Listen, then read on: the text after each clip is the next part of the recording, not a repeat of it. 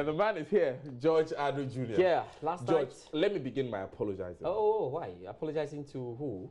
To you. For what? For last night's abysmal Chelsea performance. Chelsea have issues. Now, Chelsea lost. I mean, your Chelsea has issues. Oh, yeah, I mean, so we talk about the Champions League, of course. You know what, last night, Chelsea lost to Roma by 3-0. And How? It's 3-0. How?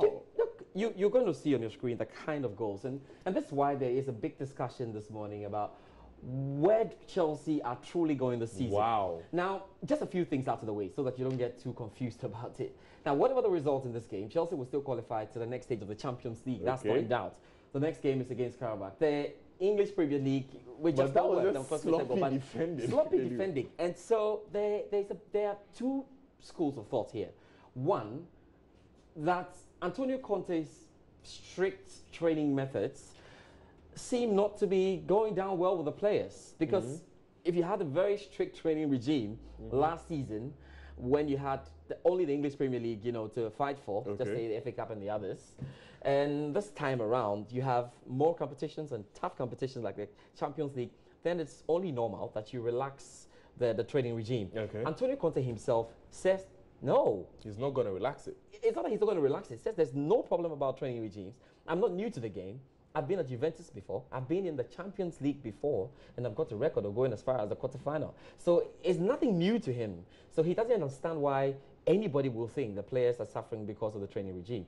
Next point is that he said at the beginning of the season, I needed some players. He didn't quite get it. And on the Transfer Express here on the show, on Joy News, we're talking about Chelsea missing out on key targets and how it's going to be playing out. When Matic was sold to Manchester United, Antonio Conte was very disappointed and said he wasn't part of the decision to sell Matic, and he got in the likes of Bakayoko, Drinkwater to make it work. It looks like Chelsea are missing Matic. But aside all these problems, not hitting the targets, also the players not getting into the groove as they were last season, the players not showing the hunger, Antonio Conte himself must take part of the blame. Exactly. Because the selection has been awful against Manchester City at Stamford Bridge. Not too sure what Conte was thinking about and who he chose. It takes real genius as a coach to bring out the best in every player. He did that last season. He's failing this season.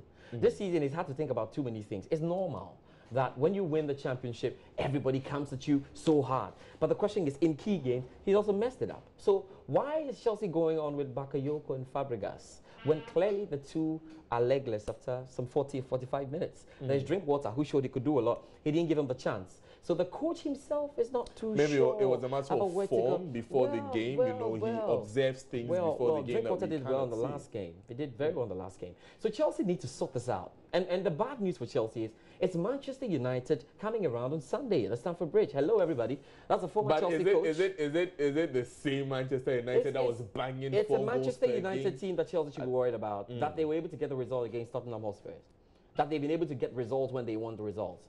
And they've got good strikers. And you look at the way Chelsea were defending last night against Romelu Lukaku and the likes will be sloppy defending. Rudiger, all of that, let me keep a bit of the, part of the frustration inside and just keep it this way. So Chelsea anyway will qualify, I mean, as we see it, because Atletico Madrid themselves are also having such a bad run. They drew 1-0 with Karabakh. It means over 2 games, they've not been able to dispatch Karabakh, who was supposed to be the whipping boys in the group. So Atletico Madrid have loads of issues to deal with on the side. But does Roma have a chance now? Roma definitely have a chance now. And it's looking like it's Chelsea, Roma likely to qualify. Anyway, Atletico Madrid could give Chelsea the scare because there's just 4 points between Chelsea and Atletico Madrid. If Atletico Madrid can beat Chelsea at the Stamford Bridge, who will be difficult in the last game, they might have a chance, and maybe try and beat Roma, they might have a chance. So it's in there. Manchester United, whom Chelsea play this weekend, beat Benfica by 2-0. Barcelona drew goalless with Olympiacos. So it wasn't an entirely easy day. Lisbon also drew 1-1 with Juventus in the games we saw last night and all. But we have to talk about tonight's games. Critically, that's Manchester United beating Benfica there by 2-0. And they're on the verge of qualifying to the knockout stage, and it's not happened in the last 4 years. So let's talk about tonight's games. Now, it's Real Madrid up against Tottenham Hotspur. And I need to remind Real Madrid fans, they've not got a very good run this season. When they said they had a super away record, Girona reminded them that, hey, hold on, you lost by 2-1. And at home, it's been awful. So let's see what they can do at Wembley when they play against Tottenham Hotspur, who are likely to have Harry Kane back.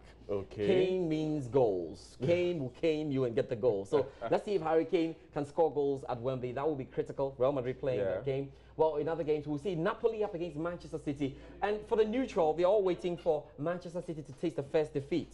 It's back in Italy where Roma did that to Chelsea. So just maybe Napoli will get to win this. Other games to look forward to. Liverpool up against Maribor. The Madrid fans are protesting, but no problem.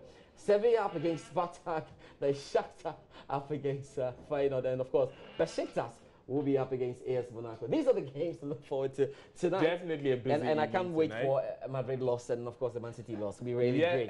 Let me hand over to someone who... It's a Madrid stuff. Let me hand over to someone who would clash you for saying that. Oh, Venice Abubedi is standing by to bring us Join Us Interactive. But of course, thank you very much, George Addo Jr. for bringing us Sports on News Desk. I am Daniel Daze. Thanks to you for watching us. I'll be back at midday.